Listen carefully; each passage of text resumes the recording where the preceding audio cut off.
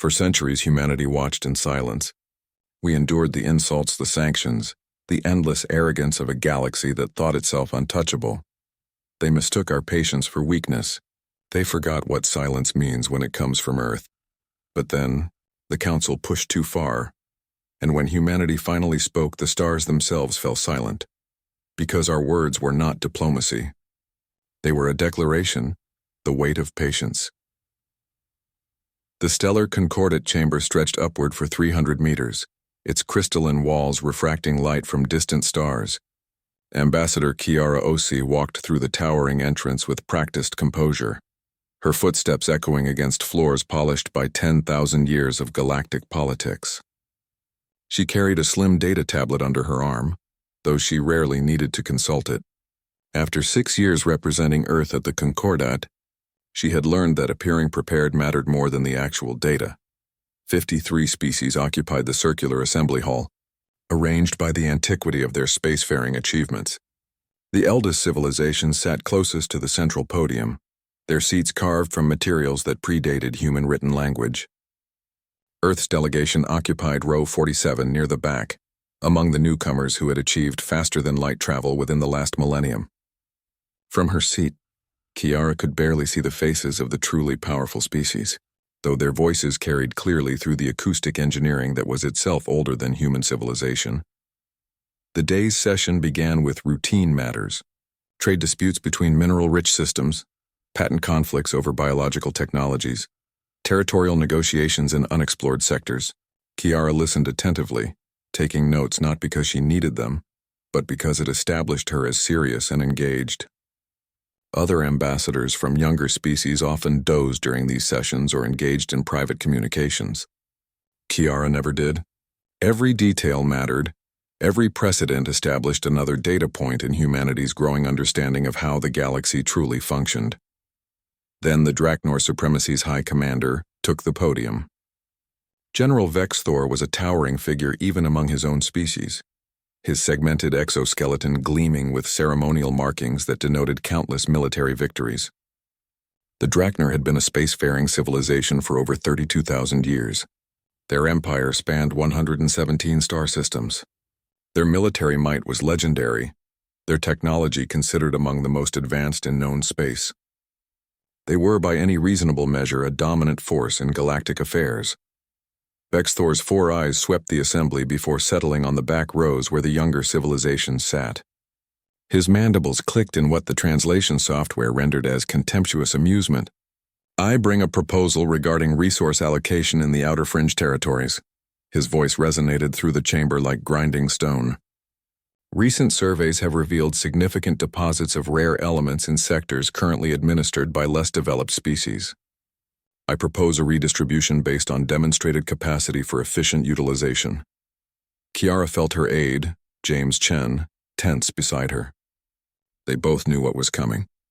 The Outer Fringe territories included 3 systems where human colony ships had established research outposts over the past decade. These outposts represented years of investment, thousands of personnel, and crucial stepping stones for humanity's gradual expansion into neighboring space. The proposal appeared on every delegation's display. Kiara scanned it quickly, though she had anticipated its contents. Human-administered territories would be reduced by 68%. Mining rights would transfer to Draknor industrial concerns. Research stations would be consolidated under concordant oversight, which effectively meant Draknor supervision. The justification cited efficiency ratings, technological advancement metrics, and projected resource yields. Every statistic had been carefully selected to paint humanity as inefficient, technologically stagnant, and unworthy of the territories they currently held. Ambassador Torvin of the Lycian Collective spoke first in support. The Lycians were ancient allies of the Draknor, their fortunes intertwined through millennia of shared conquest. "Practical necessity demands we acknowledge reality." Torvin's translated voice was smooth and reasonable. "Humanity has been part of the Concordat for only 70 years. In that time, what breakthrough has Earth contributed to galactic knowledge? What unique technology have they developed? They are adequate administrators of basic colony functions, certainly. But these territories require sophisticated resource management. Perhaps in another 1,000 years, when humanity has matured somewhat, we can revisit their territorial claims. Other voices joined the discussion. Most supported the Draknor proposal with varying degrees of enthusiasm. A few smaller species raised mild objections, but their voices carried little weight in the hierarchy of the Concordat. No major power spoke against the redistribution. The consensus was clear even before the formal debate began. Humanity would be diminished, and no one with sufficient influence cared enough to prevent it. Kiara waited until the voices subsided before activating her delegation's speaking light. The chamber fell silent, though not out of respect, more out of curiosity about what the human representative might say. Her protests had become something of an entertainment at these sessions. She would cite treaties and precedents. She would appeal to principles of fairness and established law, and then the vote would proceed exactly as planned. Her objections recorded in official transcripts that no one would ever read again. The Earth delegation acknowledges the supremacy's proposal, Kiara said, her voice steady and formal. We note the cited efficiency metrics and projected yields. We have 3 points of clarification to request before the vote proceeds. Vexthor's mandibles clicked again, the sound clearly conveying impatience. Proceed, Ambassador Osi. First, the proposal cites comparative technological advancement as a primary justification. Could the supremacy provide their methodology for assessing human technological capabilities? We wish to understand which specific technologies were evaluated. A reasonable question professionally delivered. Vexthor gestured dismissively. Our analysts have access to all technologies filed in the Concordat patent database. Your species has registered 93 patents in 70 years. The Draknor supremacy registered 9,412 patents during the same period. The disparity speaks for itself. Second clarification, Kiara continued without acknowledging his response. The proposal mentions efficiency ratings for resource extraction. Our records show human-operated facilities in the outer fringe have maintained a 94% operational uptime, with 0 environmental violations. Could the supremacy confirm their sources for different efficiency data? This question provoked visible irritation. Vexthor's posture shifted, his exoskeleton segments grating together. Efficiency encompasses more than mere operational uptime. It includes technological sophistication, processing speed, and overall economic output. Human facilities extract resources adequately, but they do not maximize potential yields through advanced processing techniques. Third and final clarification, Kiara said, and now her voice carried a subtle edge that had not been present before. The proposal assumes continued peaceful cooperation between all parties. Has the supremacy considered the diplomatic implications of forcibly redistributing territories administered by a sovereign Concordat member? We would simply like to understand how this action aligns with the Concordat Charter's provisions regarding territorial sovereignty. The chamber grew very quiet. It was the first time in 6 years that Kiara had referenced the Charter in anything other than a purely academic context. The Charter was the foundational document of the Concordat, signed by all member species, theoretically binding everyone to certain principles of conduct. In practice, powerful species interpreted the Charter flexibly, while weaker ones had no choice but to accept those interpretations. Vexthor's 4 eyes focused directly on Kiara. When he spoke, his voice carried a new quality, something harder and more dangerous. The Concordat Charter protects sovereign rights of species who demonstrate the capacity to exercise sovereignty responsibly. Humanity has been given ample opportunity to prove themselves worthy of full territorial rights. You have failed to do so. This proposal is not a violation of sovereignty. It is a correction of an administrative error that granted you more responsibility than you could handle. Several ambassadors made sounds of agreement. The Vrelian High Senator actually laughed, a bubbling sound that the translator rendered with disturbing accuracy. Kiara sat back in her seat, making a notation on her tablet. She had asked her questions. She had received her answers. More importantly, she had received confirmation of what Earth intelligence had been reporting for months. The Draknor supremacy and its allied powers viewed humanity with open contempt. They believed humans were technologically inferior, militarily negligible, and diplomatically irrelevant. They believed they could take what they wanted because humanity lacked the capacity to resist. The vote proceeded quickly. 41 species approved the proposal. 8 abstained. 4 voted against, all minor powers with no real influence. The decision was recorded, legally binding under concordate law. Human territories would be redistributed within 6 standard months. As the session concluded, James leaned toward Kiara and whispered urgently, "We have to lodge a formal appeal. We have to contact Earth Command immediately. This is theft under interstellar law." Kiara gathered her materials slowly, methodically. When she replied, her voice was so quiet that only James could hear. Earth Command has been monitoring this session in real time. They know exactly what happened here today. And James, we wanted this to happen. Her aide stared at her in confusion. Kiara stood, smoothing the formal diplomatic robes that Earth representatives wore to concordate sessions. She looked toward the front of the chamber where Vexthor was engaged in animated conversation with other senior ambassadors, probably celebrating their easy victory over the naive humans. 70 years, Kiara said softly, still looking at the Draknor commander. 70 years of patience. 70 years of being underestimated, dismissed, and insulted. Do you know what humanity does best, James? We adapt, we learn, and we wait for exactly the right moment. She turned toward the exit, and James saw something in her expression he had never seen before. Not anger, not frustration, but something far more dangerous. Certainty. The Draknor supremacy and its allies think they have won something today. Kiara continued as they walked through the vast corridor outside the chamber. They think they have put humanity in its proper place. They have no idea what they have actually done. What have they done? James asked. Kiara smiled, and it was not a pleasant expression. They have given us justification. Come. We have a transmission to make to Earth. It is time to let our silence finally end.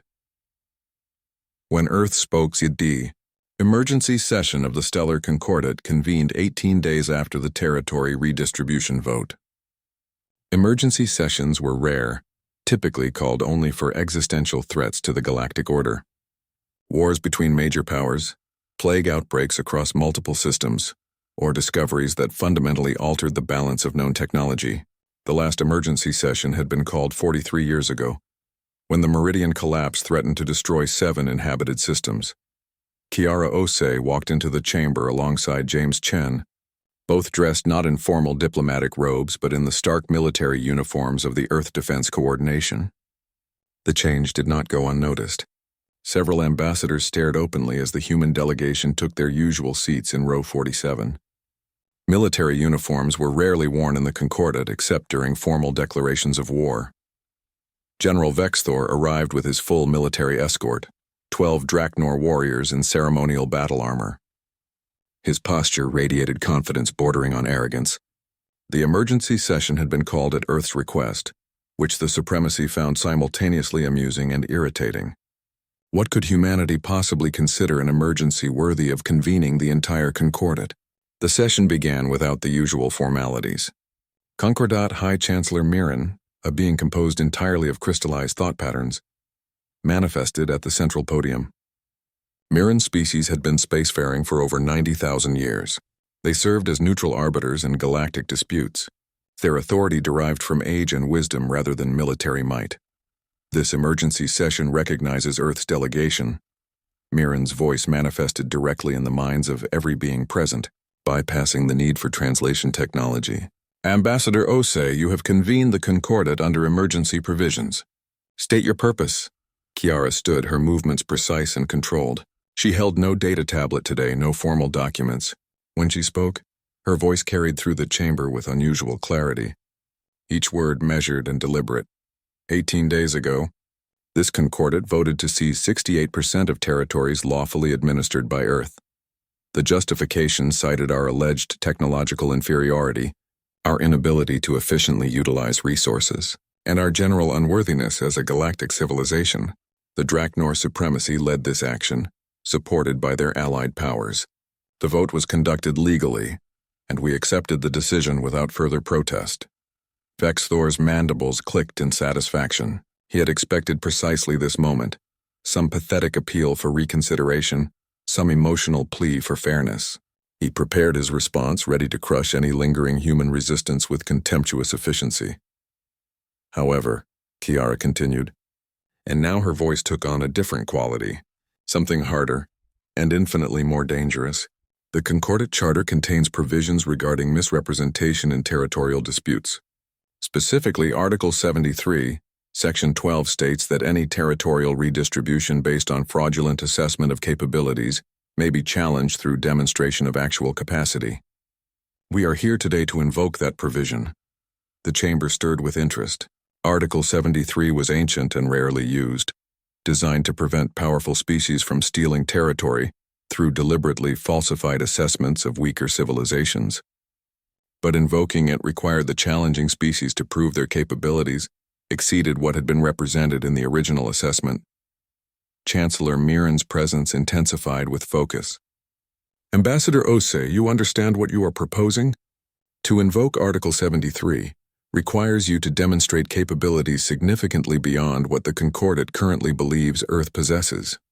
If you fail to meet that burden, the original decision stands and Earth forfeits the right to appeal any territorial matter for 50 standard years. I understand completely, Chancellor. Earth invokes Article 73 and requests immediate arbitration. Vexthor rose to his full imposing height, his exoskeleton gleaming under the chamber's light. This is absurd.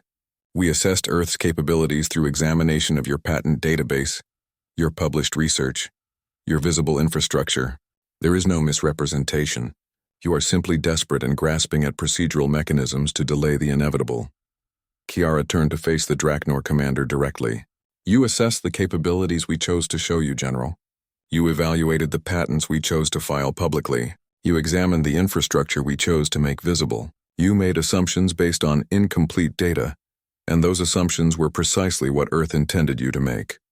Confusion rippled through the assembly. Several ambassadors activated translation protocols, checking if they had correctly understood the human ambassador's statement. She seemed to be suggesting that Earth had deliberately concealed their true capabilities, but such a strategy made no sense. Why would any species choose to appear weaker than they actually were? Chancellor Mirren, Kiara said, turning back to the central podium. Earth requests permission to present evidence of our actual technological capabilities. We will demonstrate 3 systems that the Draknor assessment claimed we did not possess.